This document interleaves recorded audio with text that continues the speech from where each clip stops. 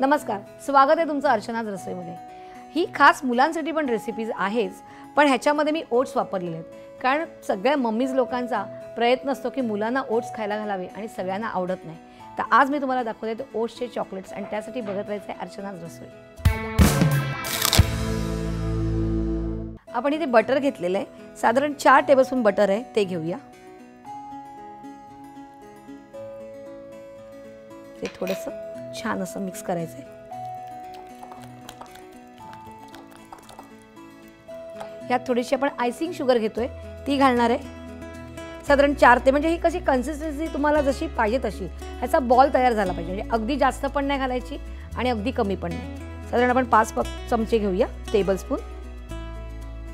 एक मोठा tablespoon cocoa powder, कारण कडू झालेली आवडणार नाही।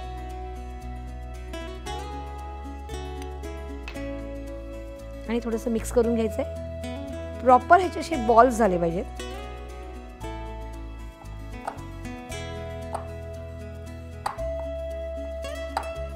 आता ह्याच्यामध्ये आपण इकडे ओट्स घेतलेले आहेत, ते घालूया साधारण 2 टेबलस्पून।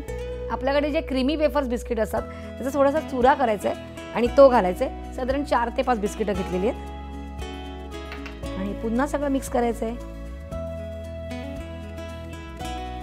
ह्याचा असा गोळा झालेला आहे। आता आपण हे छोटे छोटे बॉल्स करणार आहोत। आपण इकडे ग्रेट केलेलं व्हाईट चॉकलेट घेतलेलं आहे, यात आपण असे छोटे छोटे बॉल्स टाकूया,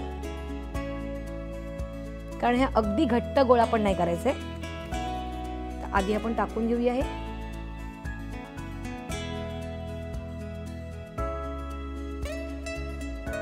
थोडंसं बाजूला ठेवूया, ही प्लेट पुढे घेऊया आणि हे ह्याच्यामध्ये असे घोळवायचे आहेत।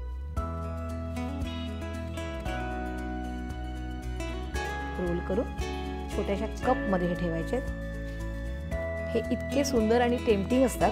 आणि हे करता करताच आजचा प्रश्न की मला असं विचारलं की बटाटी आपण जेव्हा उकडवतो तेव्हा की कसं होतं की आपण बटाटी पाण्यामध्ये उकडवतो आणि मग ते थोडीशी चिकट होतात।